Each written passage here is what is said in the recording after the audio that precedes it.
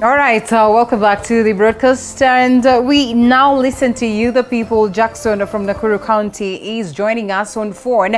Jackson, good morning. Minda. Mko poa? Mimi niko salama kabisa, wewe uko aje? Niko salama, nashukuru. Nakuru is not so rosy. Hii ukora inaanza huko. What do you make of that? Mimi kama mkaazi wa Nakuru since kuzaliwa, this is not a surprise to us. We have lived with these guns. Is it? So, yeah, zimekuwa just that now the political momentum tukiangalia every election time ndio unasikia hizi guns, but they're always there. Confirm imeishi kuwa tangu like 2008 to 2009. They have been there. So they work with politicians, we all know. But polisi pia wao ndio wanachukua hongo, wakishikwa wanalipiwa na hii wanatolewa, kila mtu ana pocket whatever he pockets and they go.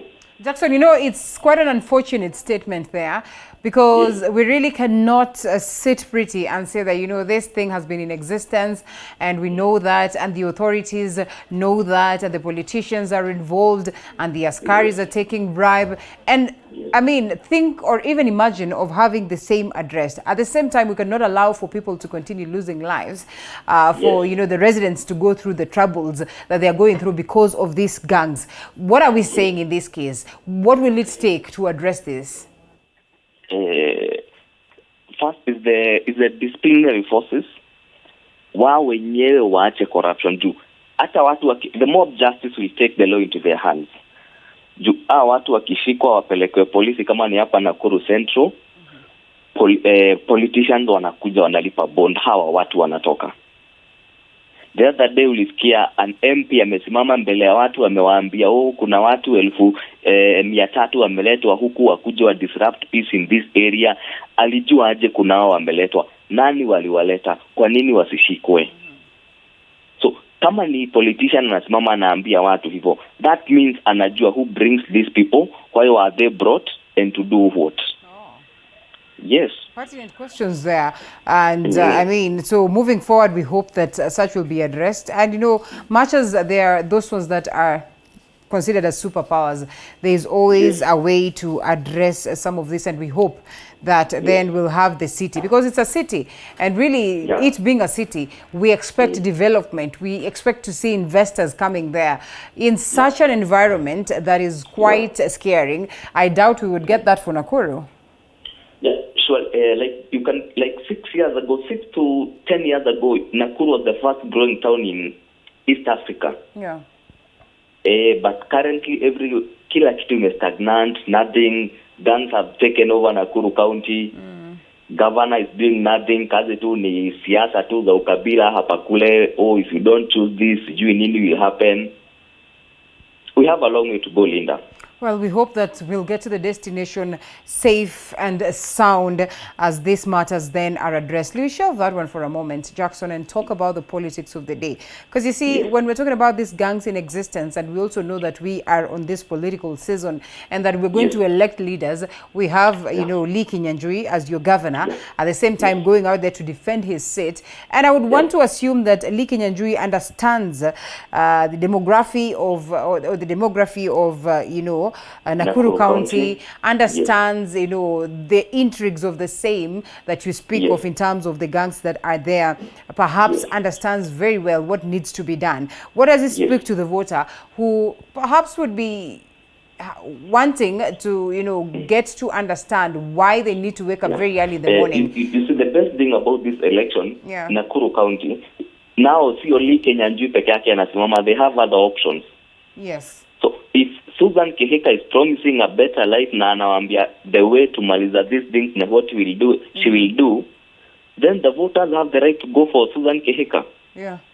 Yes, Nakuru tunasema saa 2 asubuhi Susan Kihika atakuwa ndani. Is it?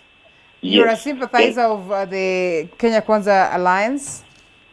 Yes, I'm a sympathizer of the Kenya Kwanza Alliance.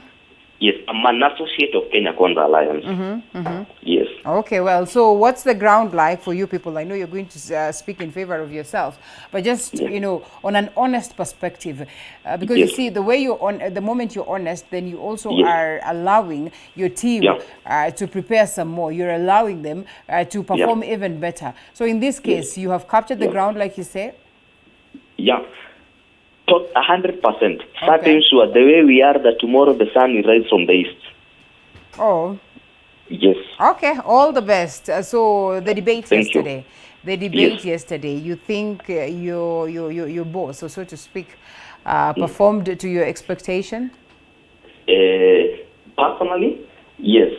But again, the question of who won the debate, who performed the better, again depends with your political association and affiliation.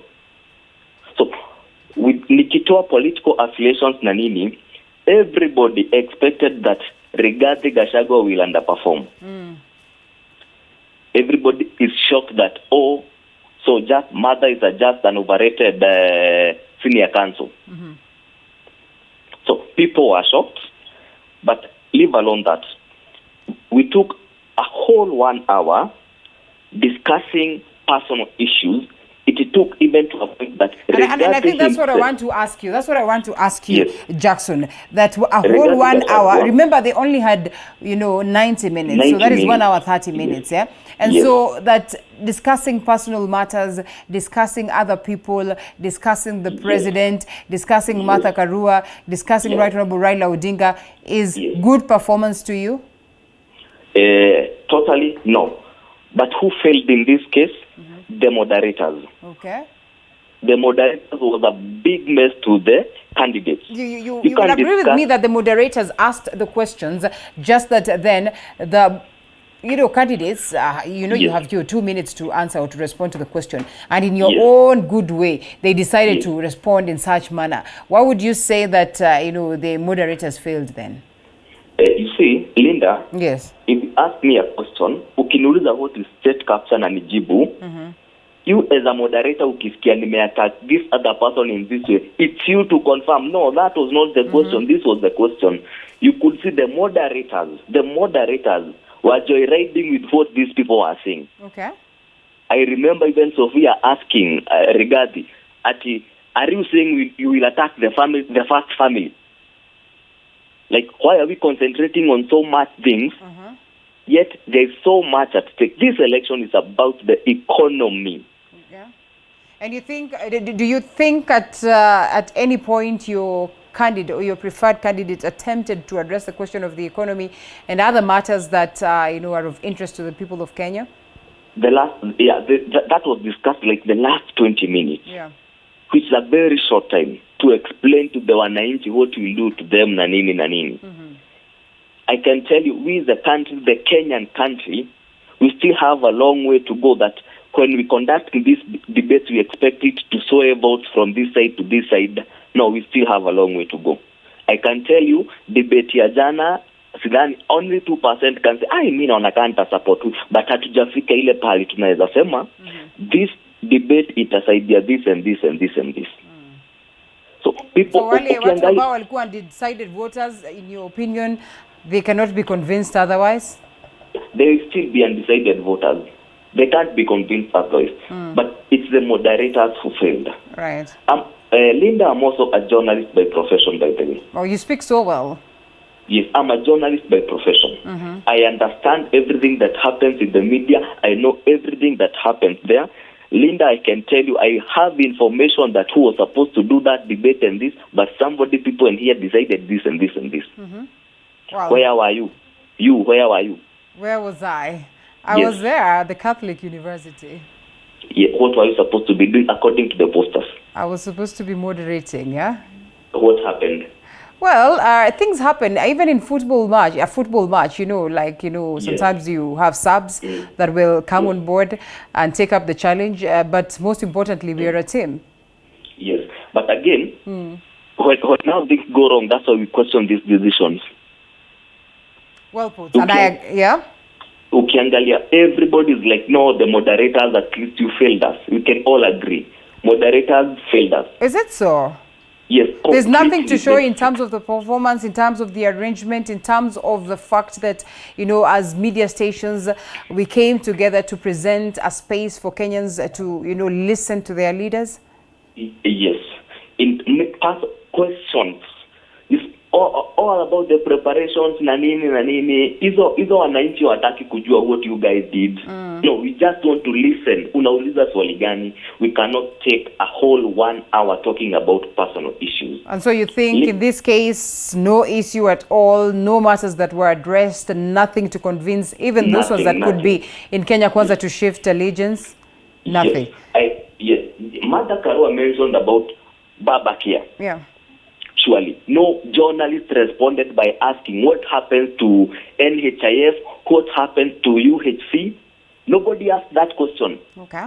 Nobody. Why? Like, what kind of journalism are we?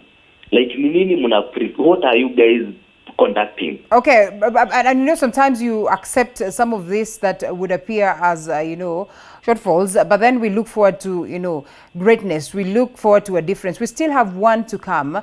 Jackson, Yes. What would be your expectations? Expectations. My expectation, Raila might not show up. Is it? Why not? Yes. If their best bet ilikuwa mother and they say she underperformed. Did she? Yes, she underperformed. Okay. What do you What makes you expect say from, so? You can tell from the rest, she cannot even completely explain the manifesto yao. How do you tell Kenyans that, no, you see the candidate, he's a senior counsel na anaulizwa, mbona CS wana attend political meetings, she's like, you see, they attend it as a by the way, like, surely, for Christ's sake. Jackson, you are a journalist, and therefore some of yes, these things you senior need counsel. you need to understand. Yes. Does it not make you feel uncomfortable that, after evidently declaring that you align to this side, then perhaps your analysis of these matters would be biased? No. You see, one thing, Linda, Yes. I might be affiliated to this political party, That's true. but I still uphold my ethics and code of conduct. Yeah. Yes. Which we're And all privy to. Yeah, which we are all privileged to. That's But true. we must call a spade a spade. Na mimi nimekuambia vizuri sana. We wasted a whole 90 minutes Gachagua talking about, Kenyatta family, sijui nani na nani na nani. That was misplaced. Yes. Not talking about the real issues zenye zinatu affect sisi. Okay. Well, interesting. Yes. Jackson, I can almost guess from the way you speak that you Yes. really are in that category of youth. If you are past that, then not by far. Out of the leaders, that is Ruth, as well as the 35-year-old lady who impressed very many of Ruth's party, that is Justina Wamai. Do you suppose there is hope, in the youth and in terms of shaping the nation for a better tomorrow? Yeah, sure. But now the question of the youth are the leaders of tomorrow. What does that tell you? You see, in Kenya Kwanza, you can see the likes of Samson Dende Nyoro. Yeah. And that 6-year-old young man, you see, alikuwa accompany the DO pale, nini. It tells you that we have that near youths. But now the question is, wanasema we are the leaders of tomorrow. So that means the youth cannot lead now. It's until you get old that you can lead, because you're the leader of tomorrow. Okay. Yes. So that notion should be quashed. Yes. Hiyo tu tunasema it's just a But whitewash. just how capable are we as youth? Looking at those ones that we already have, you have mentioned very well that we have heard the likes of Dindi Nyoro, we have had the likes of Babu Owino, we have had those ones that got to that space while they were youth, and then of course with time they get past that bracket. Do you suppose they have showcased good leadership that we can pride in the fact that incorporating a youth in the system of governance is a plus? Yeah, some have really performed well.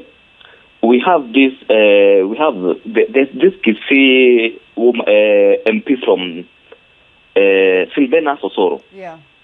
A very young man there, doing his things. Samson Dende Nyoro. For Babu Owino is another case. We can't have murderers walking freely. You are a journalist and you say we adhere to the code of conduct. Why do you choose to be so radical in your explanation or submissions in these matters? I'm not radical in that. I'm not radical. I'm trying my best. Okay, surely. We all know what... Is DJ Evolve not there? Yeah. Is DJ Evolve, right? Is he not there? He is. And okay, let me hold my words. Should we say we withdraw that one? And did they not reach an agreement that they shelve this matter? Is Babu Owino not walking scot-free? He is. Would he, if he was what you accuse him to be? Understanding that we do not fall short of laws that would address the same? Yes, but Linda, money talks. Does it? In the country? Yes, it does. So what fight are we putting up in this case, Jackson, in your own assessment? Because it will be pointless for us to know very well that money talks, and therefore the ills of society will just be, sailing through in the best blessings of money, and yet we are here seated pretty. And yet again, we are always out there putting a fight. We wake up as early as 6 a.m. to address these matters. You wake up as early as now to join me on this so that we can articulate matters. What does it tell you? We're fighting a losing battle? Yeah, we are fighting a losing battle. Corruption has been imekuwa kwa damu yetu for a very long time. And we have a long way to go. We have really a long way to go. Unapata mimi nimeshikwa na makosa, nimeiba pesa ya serikali, but I'm making sure nimeiba more mpaka ya kuhongana. You go to matatu sector. Unasikia tu conductor akisema ebu weka 200 50 za kwenda tukipea karao. Kwa nini? So hata hujika uko na makosa, but you're just ready kuhongana. So that's the root cause of all this. Wow, interesting. Maybe I can do this and this, but najua nikifika pale nitahongana. Unfortunate. Jackson, I hope I could invite you to join me on set someday and, we articulate this further. Otherwise, thank you so much for speaking to us this morning. We release you and let's all go out there to jenga taifa, right? So much. All the best. Good day. Thank you. Good day. I can't quite get you well, Mr. Director, but I presume you say that we have a caller from Rauka? Mr. Director? I cannot get you well. Do we have a caller? You can put them online if yes. Mr. Director, you can put us online if you get a hold of them.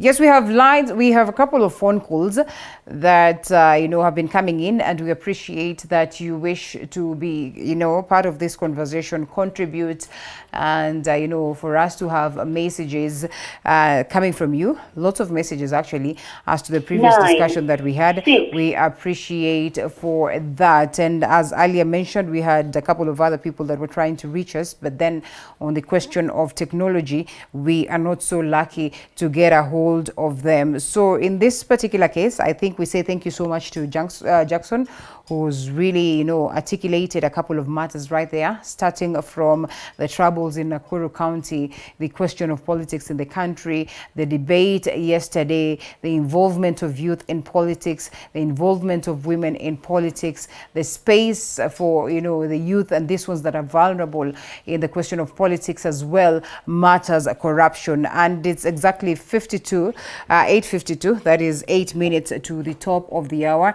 9 a.m. Mudhoni Maina will be here with some more in regards to matters health, a conversation that you really do not want to miss out on, and perhaps the best segment of the morning cafe, I keep saying, because it's on this space that we shelve all this that you could be having an idea of, that is politics and so much more, but then get into some of specific issues with specialists, with gurus in the numerous fields fields. And so on this very moment, I think then we will take a very quick break. As I can see, Mudhoni Maina is already on standby with the guest of the day, Dr. Ashni Maldi will be joining her. They are talking about men's health. So let's call all the men out there and tell them that this is their moment. What exactly is this that is really, really important about their health that would need to be addressed? So make sure that you take a pen and paper and understand some more of this. Ladies as well, you can listen to this, because once we get to understand this question of health for our men, then it makes it even easy for us to, cohabit at home, for us to know how we handle them, and so much more. We have little boys